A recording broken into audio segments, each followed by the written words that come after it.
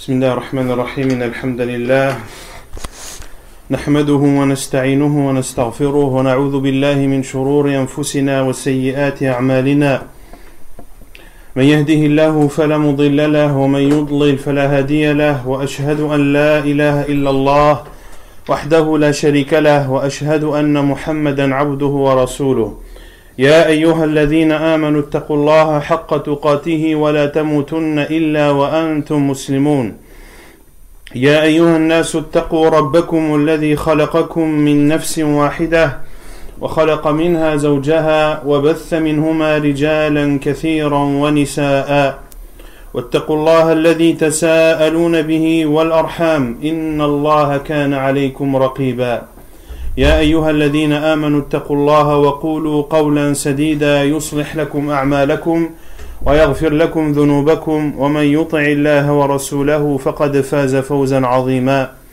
أما بعد فإن أصدق الحديث كتاب الله وخير الهدي هدي محمد صلى الله عليه وسلم وشر الأمور محدثاتها وكل محدثة بدعة وكل بدعة ضلالة وكل ضلالة في النار أما بعد وموضوع اليوم حول الرؤيا والأحلام وهو أمر مهم في ديننا في دين الإسلام والرؤيا ما يراها الإنسان أو ما يرى الإنسان في منامه من أمر حسن وهناك فرق بين الرؤيا والحلم فأما الحلم فإنه قد يكون فيه شرا وقد يكون يتضمن ما فيه لا خير ولا شر فالرؤيا إذا أطلقت عند العلماء فإنها تعني الرؤيا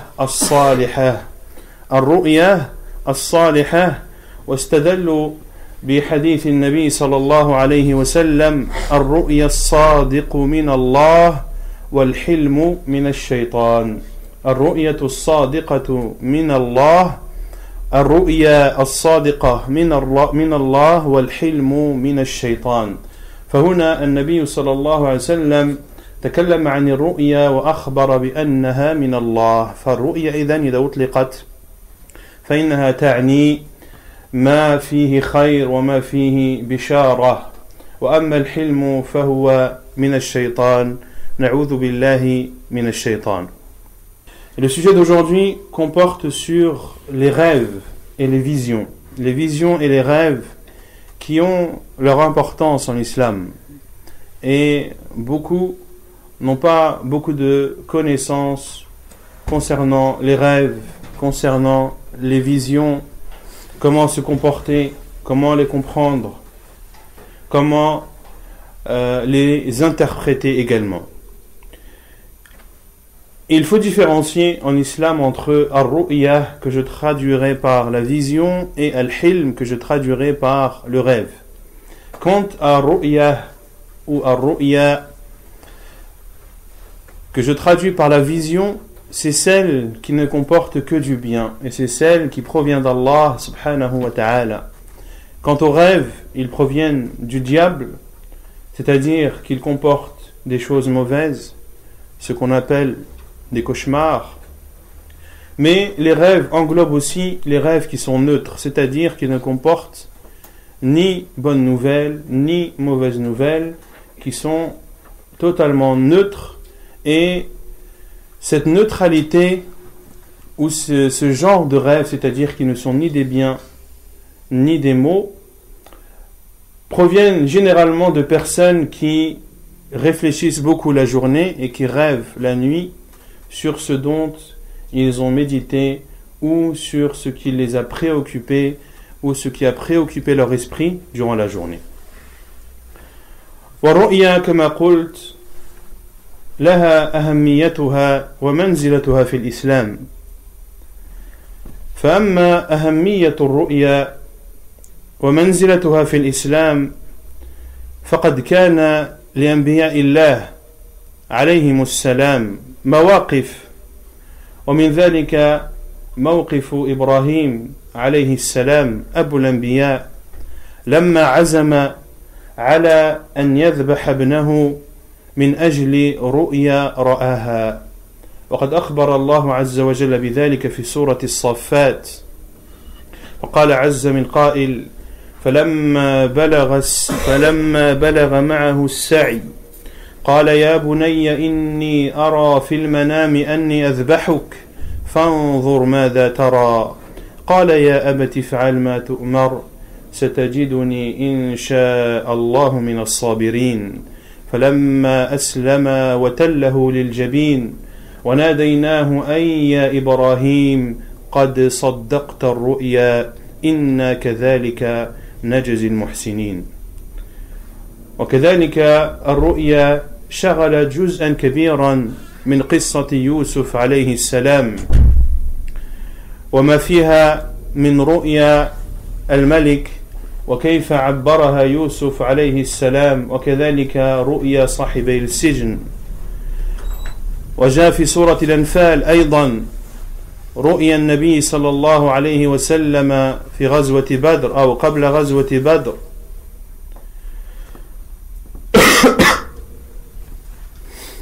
وكذلك الرؤيا التي ذكرت في سورة الفتح: لقد صدق الله الرؤيا، لقد صدق الله رسوله الرؤيا بالحق لتدخلن المسجد الحرام إن شاء الله لتدخلن المسجد الحرام إن شاء الله آمنين محلقين رؤوسكم ومقصرين لا تخافون، أي أنكم ستدخلون مكة معتمرين آمنين لا تخافون من عدو.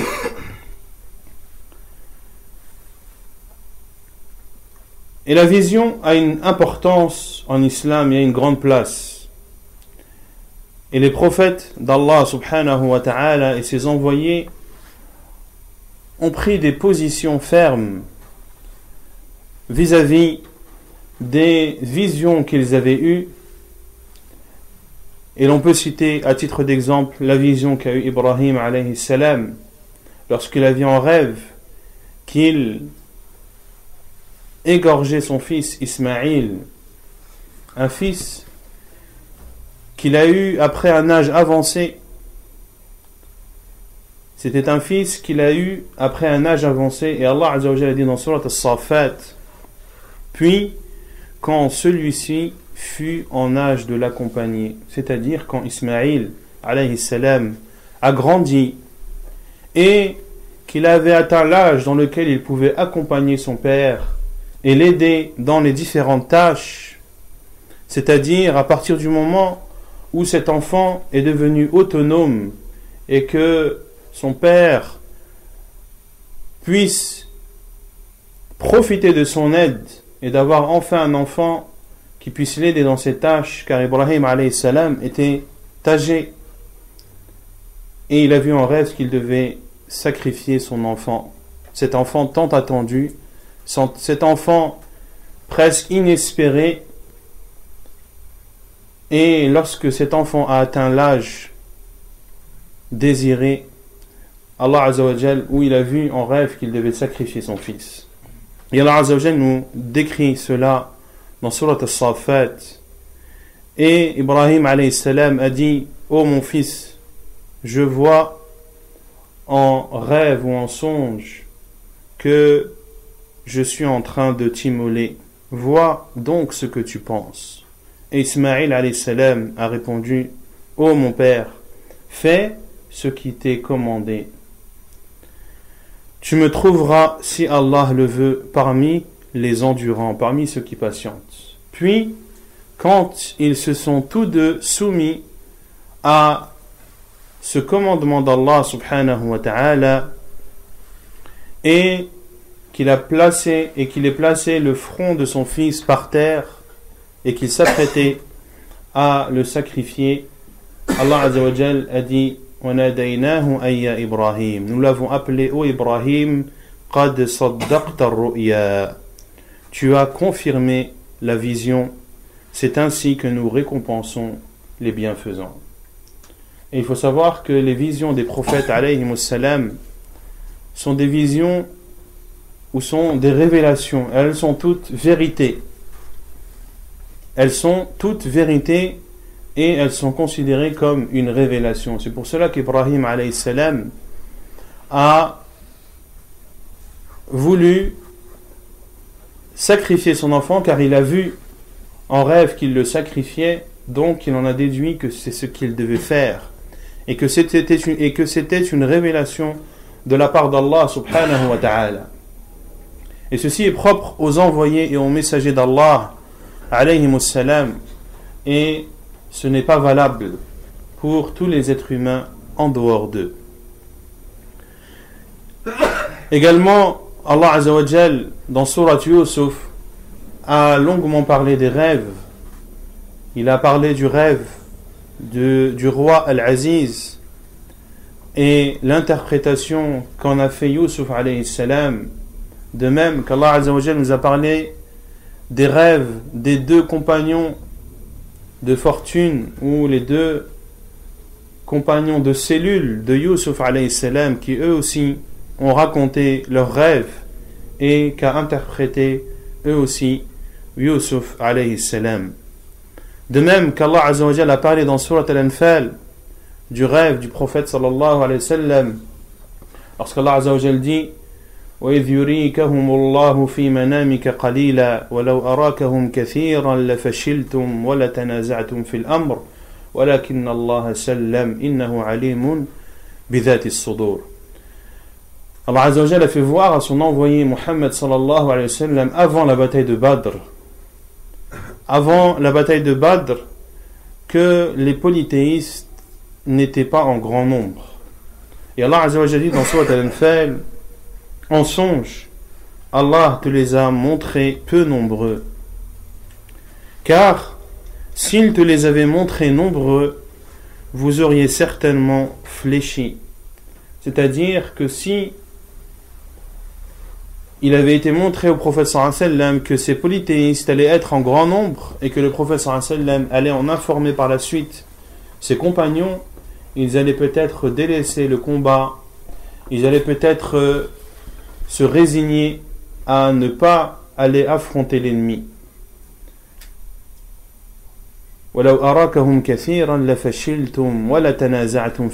Et vous vous seriez disputés sur cette affaire, c'est-à-dire est-ce que nous combattons ou ne nous combattons pas.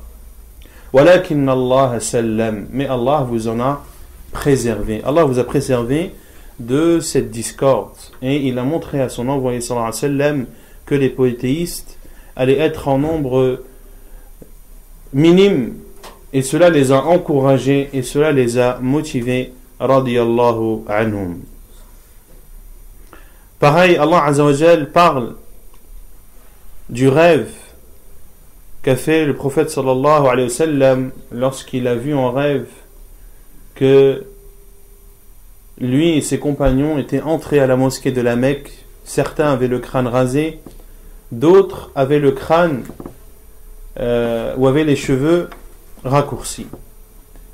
Et ceci était une promesse d'Allah subhanahu wa ta'ala à travers la vision qu'il a fait à son envoyé sallallahu alayhi wa sallam, qu'ils allaient entrer un jour à la Mecque et qu'ils pourront faire la Umrah et même de la faire entièrement, car le fait de se raser la tête ou de se raccourcir les cheveux font partie des derniers actes de la Umrah. Donc celui qui se rase les cheveux ou qui se les raccourcit, c'est qu'il a accompli auparavant les 7 tournées autour de la Kaaba, et c'est qu'il a accompli auparavant al-Ihram, et également qu'il a fait le sa'i, c'est-à-dire les 7 allées-venues entre As-Safa et Al-Marwa.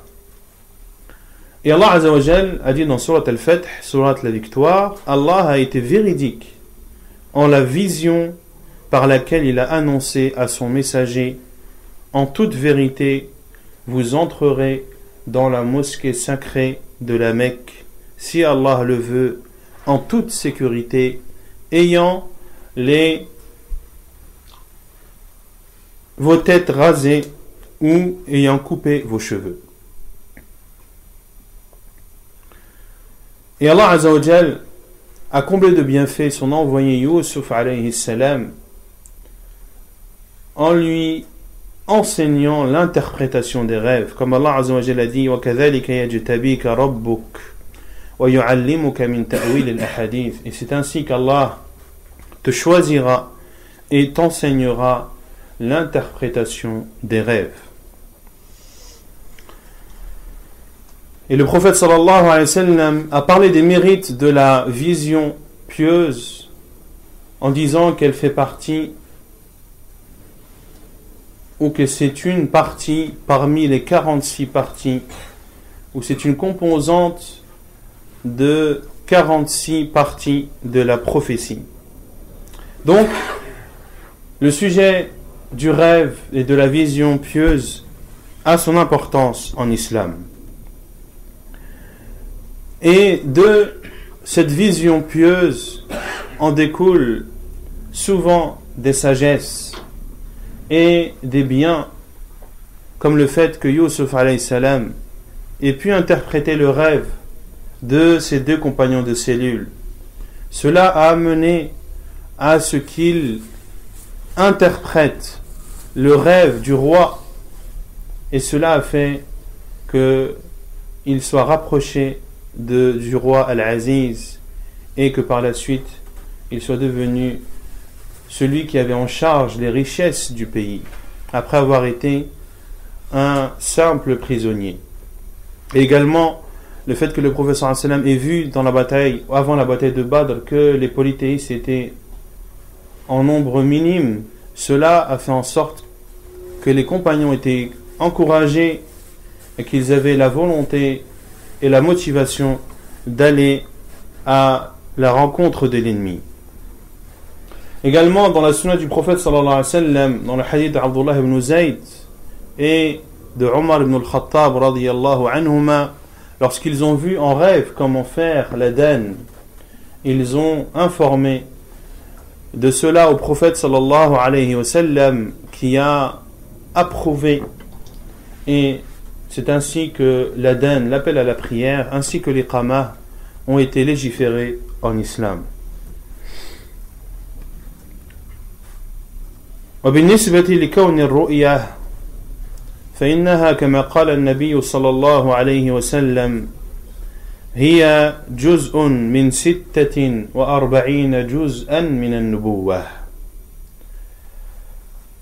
Et le prophète sallallahu alayhi wa sallam, comme nous l'avons vu, a dit que la vision pieuse fait partie, ou est une composante des 46 parties, ou des 46 composantes de la prophétie.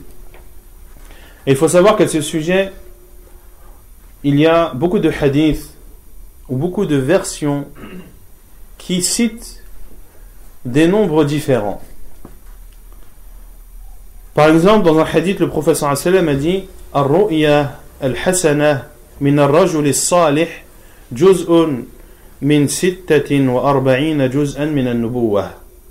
وفي رواية أخرى الرؤيا صالحة الرؤية الصالحة جزء من 70 جزءا من النبوة. وفي رواية أخرى عند مسلم رؤيا المسلم جزء من 45 جزءا من النبوة. وهي أيضا رواية عند الإمام مسلم في صحيحه. Il y a donc un hadith où le prophète sallallahu alayhi wa sallam a dit que la vision pieuse d'un homme pieux correspond à une partie parmi les 46 parties de la prophétie.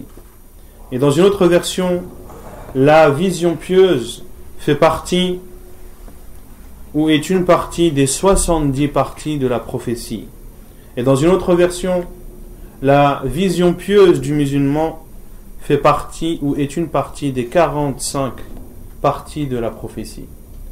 Nous avons donc le nombre de 46, le nombre de 70, le nombre de 45, et Al-Hafid ibn Hajar rahimahullah, dans son livre Al-Fath,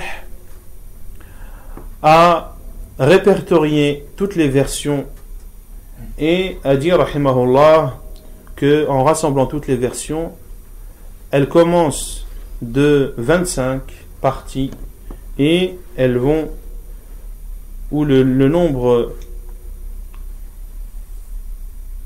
le plus élevé est 70. Et la version la plus répandue et la plus populaire est la version, le prophète sallallahu alayhi wa sallam a dit que la vision pieuse est une partie des 46 parties de la prophétie. Comment comprendre ce hadith? Ou comment comprendre ces différents nombres? Plusieurs explications ont été données des savants. Celle qui apparaît, wallahu a'lam, la plus proche de la vérité, c'est que plus la personne est pieuse, et plus sa vision est pieuse, et plus elle se rapproche de la prophétie. C'est-à-dire, et plus elle sera proportionnelle, ou sa part dans la prophétie sera plus grande. À savoir que celui qui est très pieux et celui qui a vu une vision pieuse, eh bien cette vision sera comparable à une partie parmi les 25 parties de la prophétie. Quant à celui dont la piété n'est pas comparable au premier et dont le rêve en lui-même n'est pas comparable au premier, il se rapprochera plus d'un 70e de la prophétie. Et comment comprendre ou comment expliquer le fait que les rêves et les visions pieuses font partie de la prophétie? Ceci car dans les visions, l'on voit des choses qui sont en rapport avec l'avenir. C'est-à-dire qu'on voit dans notre rêve pieux une situation qui va se passer dans un avenir proche ou lointain. Et ainsi étaient les prophètes, alayhimus salam. La prophétie, ou parmi les caractéristiques de la prophétie, c'est de légiférer, c'est de donner des jugements, des autorisations, des interdictions, mais c'est aussi de rapporter des faits qui se sont passés auparavant ou qui vont avoir lieu dans le futur. Ainsi, celui qui croit et qui atteste que Muhammad sallallahu alayhi wa sallam est l'envoyé d'Allah, cela implique qu'il doit obéir à ses ordres, qu'il doit délaisser ce qu'il a interdit et qu'il doit croire en tout ce dont le prophète sallallahu alayhi wa sallam a informé, comme chose passée ou comme chose future. Le fait donc qu'une vision pieuse puisse informer un homme pieux de quelque chose qui va se passer, eh bien cela a une coïncidence avec la prophétie qui elle aussi comporte ce genre de choses. Et beaucoup de hadiths à ce sujet où le prophète sallallahu alayhi wa sallam a vu en rêve que on allait lui donner des trésors, l'un rouge et l'autre blanc. Quant au trésor blanc, cela correspond à l'or, et quant au trésor rouge, il correspond à l'argent, et c'était les trésors des deux rois, Kisra et Qaysar, les rois respectifs de Perse et des Romains. Et toutes ces régions ont été reprises par les musulmans. Également, ce qui prouve que le rêve pieux fait partie de la prophétie, c'est le hadith du prophète sallallahu alayhi wa sallam lorsqu'il dit Lam yabqa min al-nubuwati illa al-mubashirat.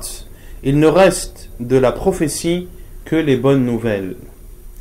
Et dans un autre hadith, le prophète sallallahu alayhi wa sallam a dit à ses compagnons Inna al-risalata wa al-nubuwata qad inqata'at fala nubuwata ba'di. فشق ذلك على الناس فقال لكن المبشرات قالوا يا رسول الله وما المبشرات قال رؤيا المسلم وهي جزء من أجزاء النبوة وهو حديث رواه الترمذي وهو حديث حسن. Le prophète sallallahu alayhi wa sallam a dit le message ainsi que la prophétie se sont arrêtés, c'est-à-dire vont s'arrêter lorsque je mourrai. Il n'y aura donc plus de prophétie après moi. Et ceci a fait mal aux gens. Ceci les a touchés, car ils aimaient le prophète sallallahu alayhi wa sallam. Et c'est pour cela que la mort du prophète sallallahu alayhi wa sallam fait partie des pires catastrophes qu'ait connue la communauté musulmane. La mort du prophète sallallahu alayhi wa sallam était une énorme catastrophe pour les musulmans. Et le prophète sallallahu alayhi wa sallam, lorsqu'il a vu cette peine des gens, a dit: mais il y a les bonnes nouvelles, il reste al-mubashirat. Et al-bishru en arabe, c'est d'être gai, d'être joyeux, d'être heureux, et que cela se voit dans le visage de la personne. Et lorsqu'on t'annonce une nouvelle qui te réjouit, une nouvelle qui te rend joyeux, et bien cela est appelé une bishara, et le pluriel al-mubashirat. Ils ont dit: ô envoyé d'Allah, mais quelles sont ces bonnes nouvelles? Il a répondu: la vision du musulman qui fait partie de la prophétie. Qui fait partie de la prophétie. C'est un hadith jugé bon et rapporté par At-Tirmidhi dans ses Sunan. Et il faut savoir que la vision pieuse, le musulman peut l'avoir de lui-même, ou c'est quelqu'un d'autre qui peut l'avoir le concernant. Soit tu vois dans ton rêve ce qui t'annonce une bonne nouvelle, ou soit c'est quelqu'un d'autre qui a vu dans son rêve que tu étais dans une situation favorable et qui laisse entreprendre ou qui pourrait annoncer une bonne nouvelle. Et à titre d'exemple, l'imam Shafi'i rahimahullah a vu dans son rêve que l'imam Ahmad rahimahullah allait subir une énorme épreuve. Et il lui a écrit rahimahullah dans ce sens en lui disant: prépare-toi à subir une épreuve difficile. Et effectivement, l'imam Ahmad rahimahullah a subi une épreuve terrible qui était mihnat khalq al-Qur'an, l'épreuve qu'il a subie lorsqu'il est resté ferme dans sa position, à savoir que le Coran n'est pas créé et que c'est la parole d'Allah subhanahu wa ta'ala, et la parole d'Allah fait partie des attributs d'Allah azza wa jal, et ce ne peut donc pas être une créature ou quelque chose de créé. Et il est resté ferme dans sa position malgré qu'il a été menacé de mort, malgré que beaucoup de savants de son époque ont été tués, ont été torturés. D'autres même ont dû dire cette parole même s'ils ne la croyaient pas pour sauver leur vie et leur famille. Mais il est resté, rahimahullah, ferme dans sa position, et Allah azza wa jal l'a fait victorieux dans cette épreuve. Et la vision pieuse a lieu ou concerne la plupart du temps les personnes qui sont pieuses et qui sont véridiques dans leurs paroles. Ceux qui sont véridiques et qui sont pieux, ce sont eux qui sont le plus à même de voir une vision vertueuse. Le prophète sallallahu alayhi wa sallam a dit: إذا اقترب الزمان لم تكد رؤيا المؤمن تكذب وأصدقهم رؤيا أصدقهم حديثا وأصدقهم رؤيا أصدقهم حديثا. Le prophète sallallahu alayhi wa sallam a dit: lorsque le temps va se rapprocher, la vision du musulman ou du croyant ne pourra pas être démentie. Et celui qui aura la vision la plus véridique est celui qui a des propos les plus véridiques. Dans ce hadith du prophète sallallahu alayhi wa sallam qui est authentique, le prophète sallallahu alayhi wa sallam a dit: d'aqtarab az-zaman, lorsque le temps se rapproche. Il y a plusieurs explications des savants sur cette parole du prophète sallallahu alayhi wa sallam.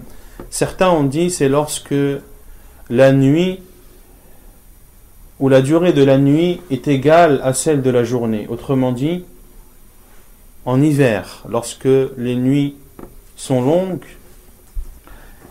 et leur longueur est similaire ou presque à la longueur de la journée. Et d'autres savants, et c'est l'avis le plus proche, wallahu a'lam, disent que lorsque la fin des temps va approcher, lorsque la fin des temps approchera, les croyants verront beaucoup de visions vertueuses. Et ce qu'ils verront s'avérera vrai.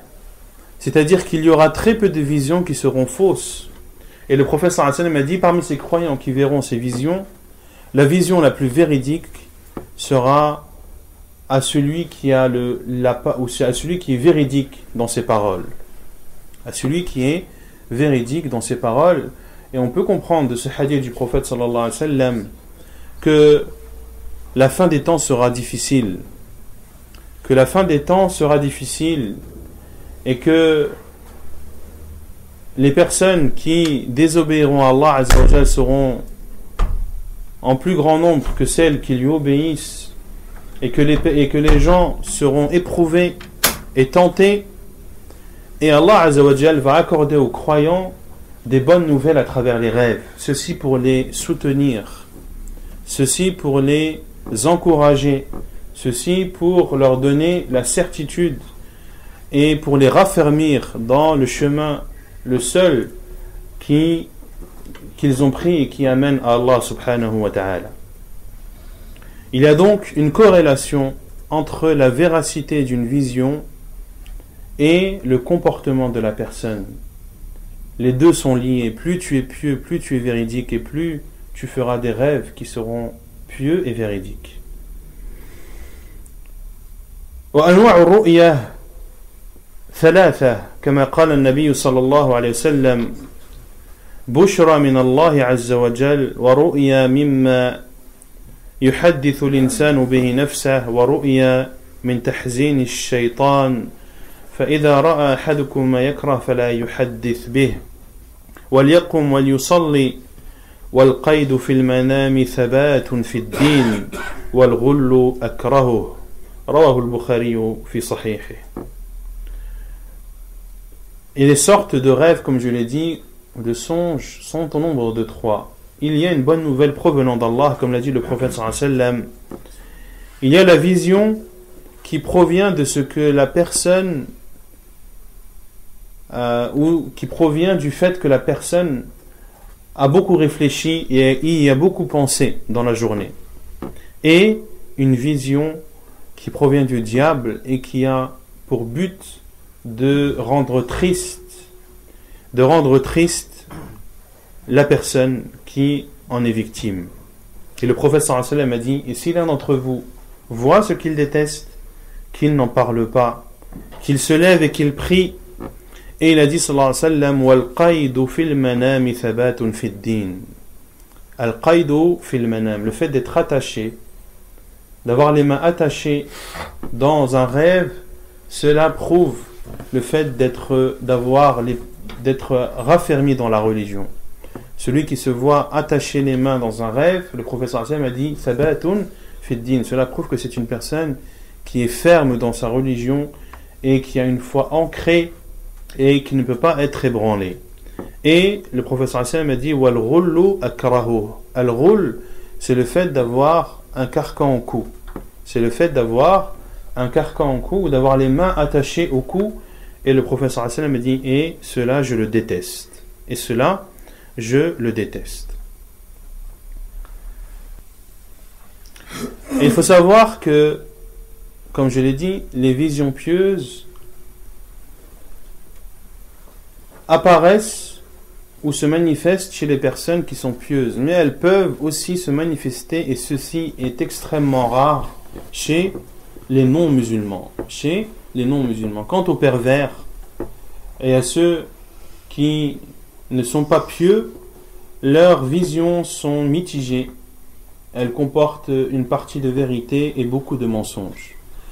Et comme je l'ai dit, il y a des non-musulmans qui peuvent voir des rêves qui sont véridiques, mais ce rêve a un bénéfice à autrui. C'est-à-dire que le fait que ce non-musulman ait vu un rêve véridique ne lui profite pas à lui, mais profite à autrui, comme le rêve de Al-Malik Al-Aziz a profité à qui? À Yusuf alayhi salam. Al-Kadhibu fil manam. الكذب في المنام يعتبر كبيرة من كبائر الذنوب في الإسلام فيحرم على المسلم أن يكذب في منامه. وما معنى أن يكذب في منامه؟ أن يقول رأيت في المنام كذا وكذا وهو لم يرى. هذا من كبائر الذنوب والعياذ بالله، ويجب على المسلم أن يجتنب مثل هذا القول الذي اعتبره النبي صلى الله عليه وسلم من أفرى الفرية، أي من أكبر الكذب ومن أكذب الكذب. Le mensonge dans les rêves, cela fait partie des grands péchés en islam, de mentir dans ses rêves, c'est-à-dire de dire j'ai vu dans mon rêve telle et telle chose alors qu'il n'a pas vu. Cela fait partie des plus grands péchés en islam et il est primordial à tout musulman de s'en abstenir. Et certains mentent dans leurs rêves pour des bénéfices qu'ils peuvent tirer d'ici-bas, comme le fait de mentir sur un rêve qui concerne une personne dans le but de lier une amitié avec cette personne, et le fait d'être ami avec cette personne va pouvoir lui faciliter beaucoup de choses. Et certains même, qu'Allah nous en préserve, utilisent les rêves pour faire la da'wa et pour faire l'appel à Allah subhanahu wa ta'ala en disant j'ai vu en rêve par exemple que tu étais habillé en qamis. Il dit ça à une personne qui ne fait pas la prière, que je t'ai vu à la mosquée, mashallah ton visage était illuminé, cela prouve que tu dois au plus vite venir à la mosquée. Le but final ou le but voulu est que la personne aille à la mosquée. C'est un but qui est louable, mais le moyen qu'il a utilisé est un moyen maléfique et diabolique et il doit s'en abstenir. On ne peut pas dire que la fin justifie les moyens en islam. Le moyen doit être légiféré et la fin doit être bonne, et ceci je le répète à plusieurs reprises car c'est une règle extrêmement importante en islam. La fin ne justifie pas les moyens. Je dirais même plus, la fin ne justifie jamais les moyens. Il faut que les moyens soient légiférés et que le but soit légitime. Il est donc interdit de mentir ou de dire que j'ai vu en rêve telle et telle chose, quel que soit le but. Quel que soit le but, pourquoi tu as menti. Et le prophète sallallahu alayhi wa sallam a dit dans un hadith authentique, Man tahallama bihilmin lam yarah kullifa an ya'qida bayna sha'iratayn wa lan yaf'al. Wal hadith rawahu al-Bukhari. وفي حديث آخر يقول عليه الصلاة والسلام من أفرى الفرى أن يري الرجل عينه ما لم ترى. Dans le premier hadith, le prophète sallallahu alayhi wa sallam a dit celui qui dit qu'il a fait un rêve qu'il n'a pas vu, il lui sera demandé le jour du jugement de réunir 2 grains d'orge qu'il ne pourra pas faire. Il lui sera dit de réunir 2 grains d'orge. 2 grains d'orge, 2 grains, comment les réunir? Est-ce que c'est quelque chose de possible? Oui ou non? Est-ce que c'est possible de réunir 2 grains? Non.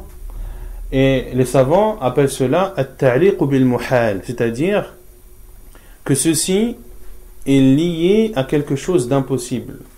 Autrement dit, que cette personne sera châtiée le jour du jugement, wal iyadhu billah, et que son châtiment perdurera jusqu'à ce qu'il réunisse les 2 grains d'orge, chose qu'il ne pourra jamais faire. Autrement dit, que son châtiment sera douloureux et il persistera. Comme l'a dit Allah Azza wa Jal concernant al-musawwirun, ceux qui font des représentations d'âmes, ils seront châtiés le jour du jugement, wal iyadhu billah, et il leur sera dit ahyu ma khalaqtum, faites vivre ce que vous avez créé. Vous qui avez dessiné ces choses et qui avez reproduit ces représentations en essayant de défier Allah subhanahu wa ta'ala dans sa création, eh bien le jour du jugement il leur sera demandé de faire vivre ce qu'ils ont dessiné et ce qu'ils ont représenté, chose qu'ils ne pourront pas faire, et tant qu'ils ne le feront pas ils seront châtiés. Wal-'iyadhu billah. Et dans notre hadith le prophète sallallahu alayhi wa sallam a dit, fait partie du pire des mensonges le fait qu'un homme dise ce que ses yeux n'ont pas vu. Qu'un homme dise ce que ses yeux n'ont pas vu, c'est-à-dire qu'il dit qu'il a vu en rêve telle et telle chose, alors qu'il ne l'a pas vu.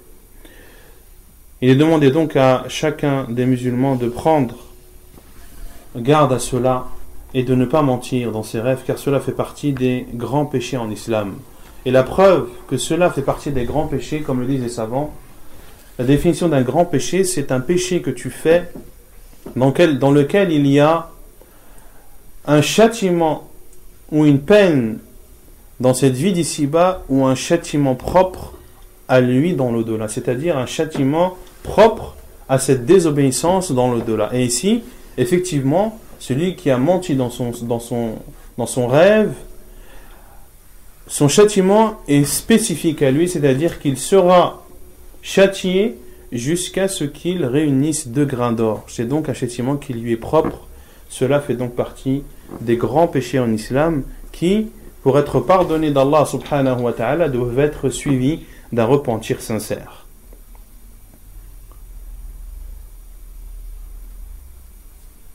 Et entre aussi dans cette interdiction ceux qui interprètent sans science.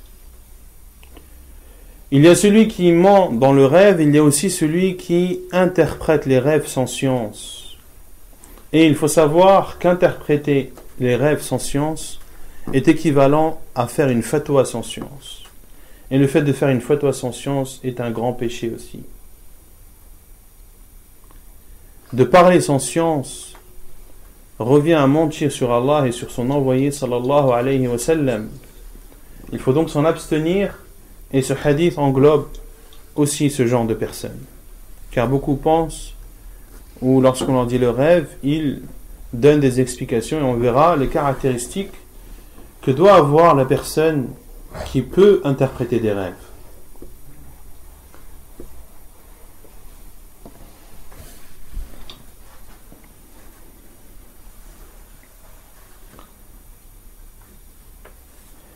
Et on peut réunir ou séparer, comme on l'a vu, les rêves en 2. Soit les rêves qui proviennent d'Allah Azza wa Jal, ou bien les rêves qui proviennent du diable ou de la personne.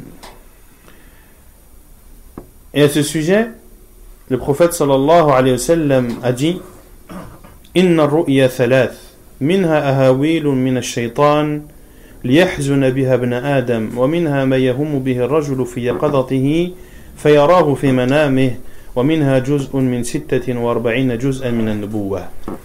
وورد في الحديث أن رجلا قال للنبي صلى الله عليه وسلم رأيت فيما يرى النائم البارحة كان كأن عنقي ضربت فسقط رأسي فأتبعته فأخذته ثم أعدته مكانه فقال النبي صلى الله عليه وسلم إذا لعب الشيطان بأحدكم في منامه فلا يحدثن به الناس. وهو حديث صحيح رواه أحمد وابن ماجه. Le hadith ou le songe qui provient d'Allah, nous en avons discuté, et les songes qui proviennent du diable. Un homme est venu vers le prophète sallallahu alayhi wa sallam. Il lui a dit, ô envoyé d'Allah, j'ai vu ce que voient les gens dans leurs rêves. J'ai vu comme si ma nuque, ou comme si on m'avait coupé la tête, et que ma tête est tombée au sol en roulant, et je me suis mis alors à la suivre. Puis je l'ai pris et je l'ai remis à sa place. Et le prophète sallallahu alayhi wa sallam a dit, si le diable s'amuse avec l'un d'entre vous dans son rêve, qu'il n'en parle à personne. si le diable s'amuse avec l'un d'entre vous dans son rêve, qu'il n'en parle à personne.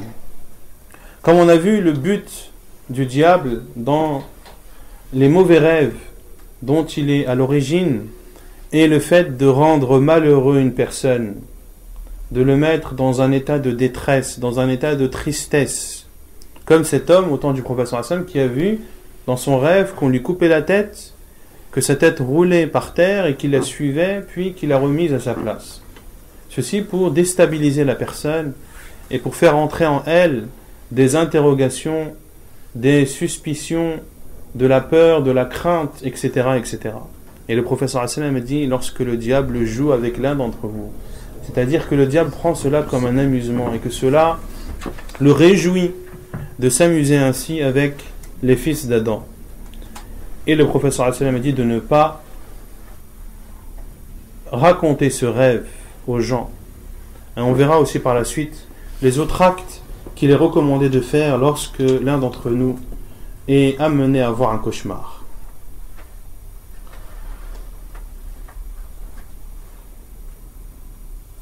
Est-ce que on peut déduire, ou est-il autorisé de déduire d'un rêve un jugement religieux? La réponse est non.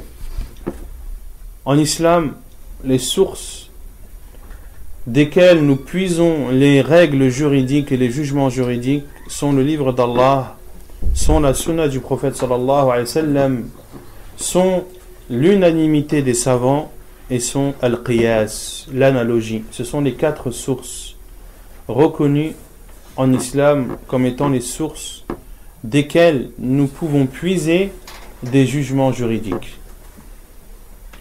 En aucun cas les rêves en font partie,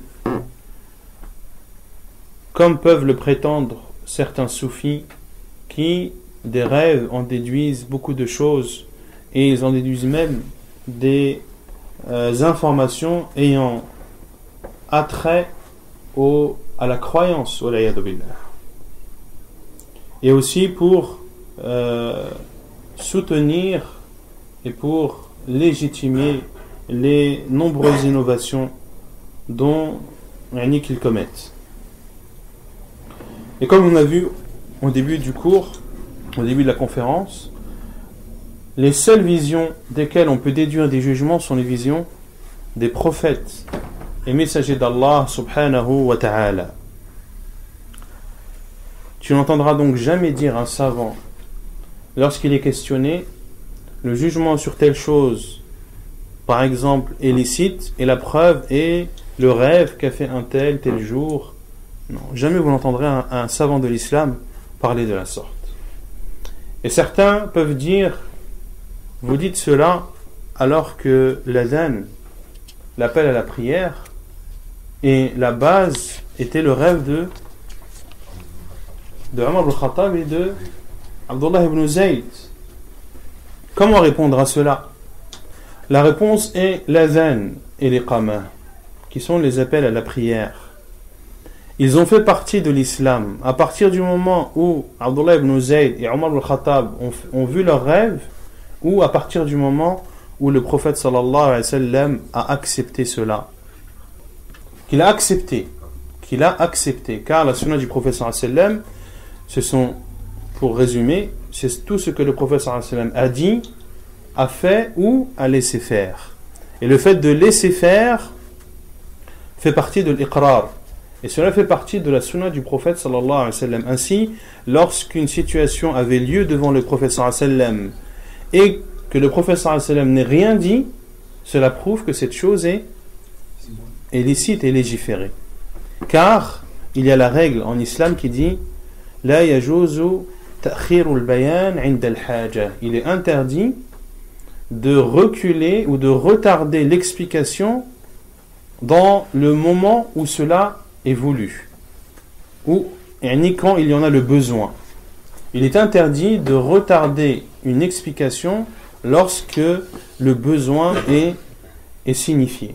Lorsque le besoin est signifié. C'est-à-dire que si cette chose qui a lieu devant le prophète sallallahu alayhi wa sallam était interdite, est-ce que le prophète sallallahu alayhi wa sallam se saurait tu? Non, car il ne peut pas se taire et ne peut pas ne pas montrer une chose lorsque le besoin est apparent. Ainsi, l'adhan et l'iqama sont devenus des jugements en islam ou font partie des actes religieux après que le prophète sallallahu alayhi wa sallam ait accepté et dit ainsi nous allons faire l'appel à la prière. Ainsi nous allons faire l'appel à la prière. Et l'imam Nawawi rahimahullah dit pour illustrer cela concernant la vision de la lune qui détermine l'entrée du Ramadan. Le 30e jour ou la nuit du 30e jour, si la lune n'apparaît pas, l'imam Nawawi rahimahullah dit si cette nuit-là un homme voit en rêve le prophète sallallahu alayhi wa sallam et il voit véritablement le prophète sallallahu alayhi wa sallam, c'est-à-dire que ce n'est pas un imposteur mais c'est réellement le prophète sallallahu alayhi wa sallam avec cette description, car certains pensent qu'ils ont vu le prophète sallallahu alayhi wa sallam alors que ce n'est pas lui. Pour cela que les gens qui interprètent les rêves, lorsqu'on leur dit j'ai vu le prophète sallallahu alayhi wa sallam, j'ai vu le prophète sallallahu alayhi wa sallam, la première question qu'il leur pose c'est décris-le-moi. Comment as-tu vu le prophète sallallahu alayhi wa sallam? Et si il donne des descriptions qui ne correspondent pas à celles du prophète sallallahu alayhi wa sallam, car la description du prophète sallallahu alayhi wa sallam est connue. Et les hadiths à ce sujet sont connus, que le prophète sallallahu alayhi wa sallam était blanc, qu'il avait des joues rougeâtres, que le prophète sallallahu alayhi wa sallam avait des grands yeux, qu'il avait des cheveux de temps en temps qui arrivaient au lobe des oreilles, de temps en temps qui arrivaient aux épaules, et que parfois même le prophète sallallahu alayhi wa sallam faisait des nattes, comme cela est rapporté dans Al-Bukhari, où le prophète sallallahu alayhi wa sallam, lorsqu'il est rentré à la Mecque victorieux, il était sur sa chamelle et il avait fait 4 nattes avec ses cheveux sallallahu alayhi wa sallam. Donc la description du prophète sallallahu alayhi wa sallam est connue. Même si cette description correspond à celle du prophète sallallahu alayhi wa sallam et qu'il a vu en rêve que le prophète sallallahu alayhi wa sallam a dit cette nuit c'est la première du Ramadan, l'imam Nawawi rahimahullah dit qu'il est interdit à lui, à celui qui a vu le rêve et à autrui de considérer cette nuit comme la première du Ramadan, pour insister sur le fait que aucun jugement juridique ne peut être déduit d'un rêve, même si c'est un rêve pieux, car cela est une spécificité des prophètes et envoyés d'Allah alayhimus salam. Puis l'imam Ibn al-Qayyim rahimahullah donne des conseils pour celui qui veut voir des rêves pieux. Il dit rahimahullah ومن أراد أن تصدق رؤياه فليتحرى الصدق وأكل الحلال والمحافظة على الأوامر والنواهي ولينم على طهارة كاملة مستقبل القبلة ويذكر الله عز وجل حتى تغلبه عيناه فإن رؤياه لا تكذب البتة وأصدق الرؤيا ما كان في الأسحار فإنه وقت النزول الإلهي واقتراب الرحمة والمغفرة وسكون الشياطين وعكسه رؤيا العتمة التي هي وقت العشاء عند انتشار الشياطين والأرواح الشيطانية فكون الرؤيا تصدق بالأسحار فهذا غالبا غالب الرؤيا الصادقة تكون في الأسحار. L'imam Ibn al-Qayyim rahimahullah dit et celui qui veut voir une vision véridique, tout d'abord qu'il soit véridique, c'est-à-dire dans son comportement, dans ses paroles et dans ses actes, car on peut être véridique dans ses paroles mais aussi dans ses actes, à savoir les actes que tu fais de les faire pour Allah Azza wa Jal, et que ton adoration et ton comportement sont identiques que tu sois en privé ou que tu sois en public. De manger licite, de préserver les obligations, c'est-à-dire d'accomplir les obligations, de délaisser les interdits, de dormir en état d'ablution, de se diriger vers la Qibla et de prononcer le rappel d'Allah subhanahu wa ta'ala jusqu'à ce que le sommeil l'emporte. Et une personne comme celle-ci, ses visions seront la plupart du temps véridiques. Et la vision véridique apparaît plus dans les dernières heures de la nuit. Dans les dernières heures de la nuit, car c'est l'heure dans laquelle Allah subhanahu wa ta'ala descend au premier ciel et dit: qui me demande le pardon pour que je lui pardonne, qui me demande une chose pour que je lui donne. Et Allah azza wa jalla ne cesse de dire cela jusqu'à ce que l'heure du Fajr apparaisse. Et elles apparaissent moins souvent dans l'heure de l'Atama, qui est l'heure qui précède ou qui suit l'heure de l'Isha. Et c'est une heure dans laquelle les diables sont répandus et sont dispersés et dans lesquels ils sont en grand nombre. C'est ça que le prophète sallallahu alayhi wa sallam nous a interdit de laisser sortir nos enfants à l'heure du Maghrib, car c'est une heure dans laquelle il y a beaucoup de diables, et le prophète sallallahu alayhi wa sallam a même dit que le soleil se couche entre les cornes du diable.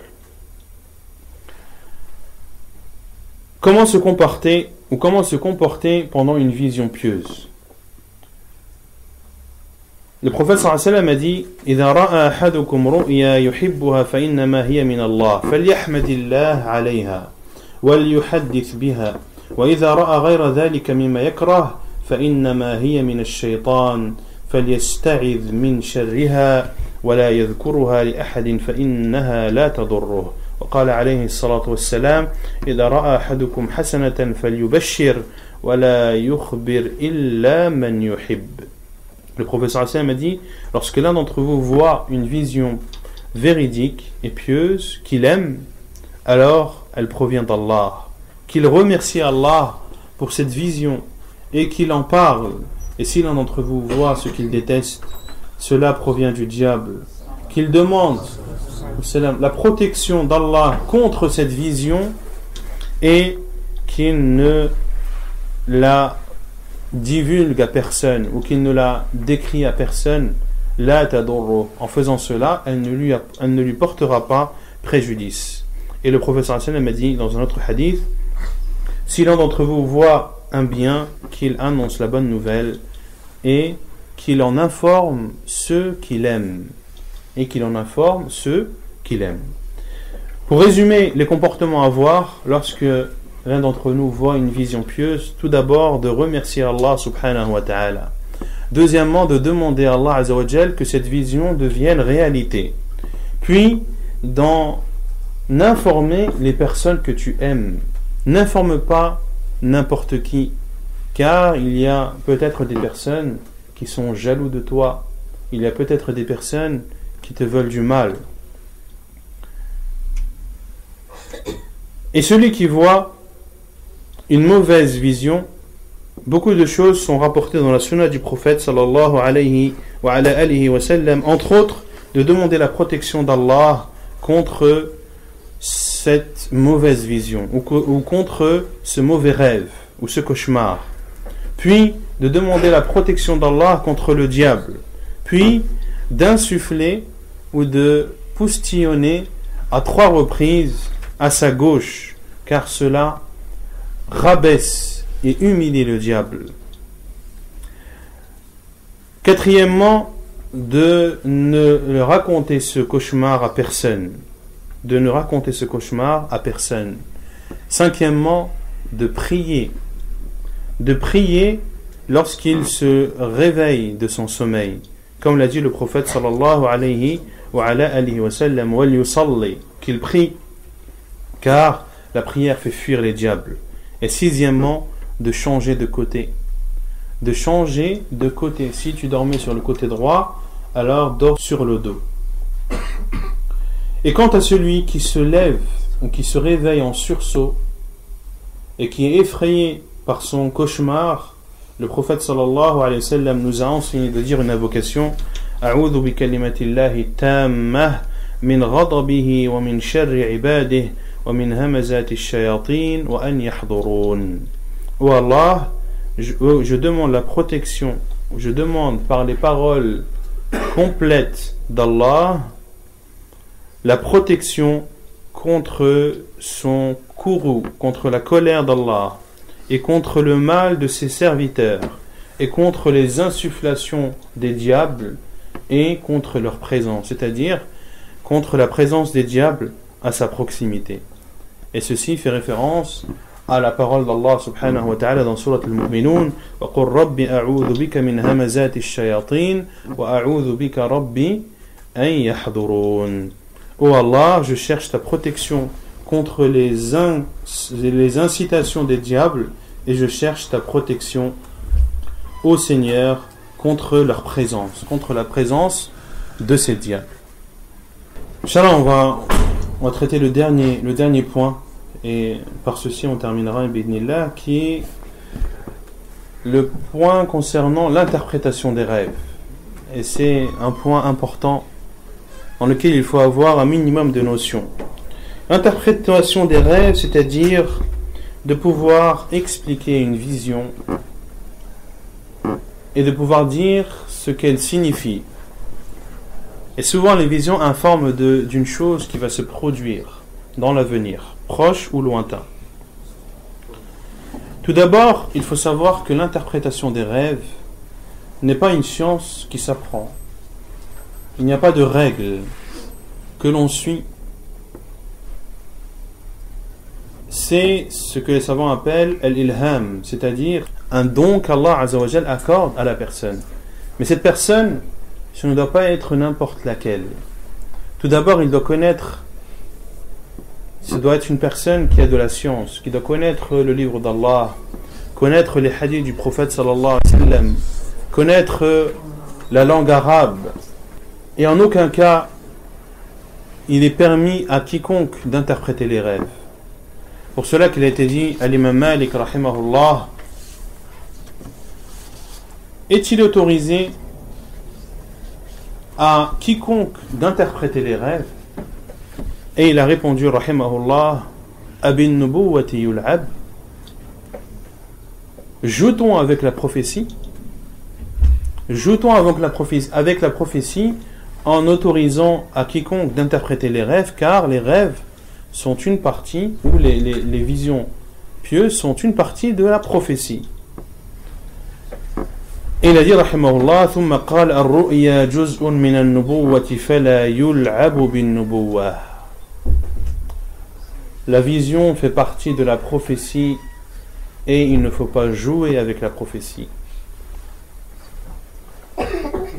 Et le prophète sallallahu alayhi wa sallam a dit إذا رأى أحدكم رؤيا حسنة فليفسرها وليخبر بها وإذا رأى رؤيا قبيحة فلا يفسرها ولا يخبر بها.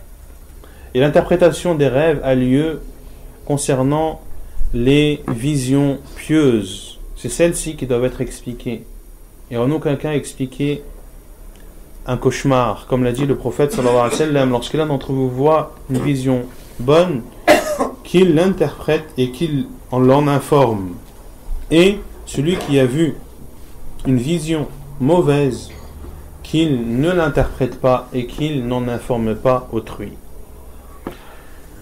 Et beaucoup de gens pensent que, ou s'approprient des livres qui parlent de l'interprétation des rêves, à savoir, si tu vois dans ton rêve de l'eau, cela signifie telle chose. Si tu vois dans le rêve des serpents, cela signifie telle et telle chose. Si dans ton rêve tu vois qu'on t'arrache une dent, cela signifie que tu vas perdre l'un de tes enfants, etc., etc. Il n'y a pas de règle, comme je l'ai dit, associée à l'interprétation des rêves, mais l'interprétation diffère d'une personne à une autre et d'une situation à une autre. Pour cela que Muhammad ibn Sirin, qui était connu pour interpréter les rêves, même si le livre qui lui a attribué n'est pas de lui, mais l'avis le plus sûr, c'est ce que ses élèves ont rassemblé, mais ce n'est pas l'un de ses ouvrages. Il a été questionné par deux personnes, et les deux personnes ont vu le même rêve, à savoir qu'elle faisait l'adhan, à savoir qu'elle faisait l'appel à la prière. À la première personne, il lui a dit, toi, tu vas faire ton pèlerinage.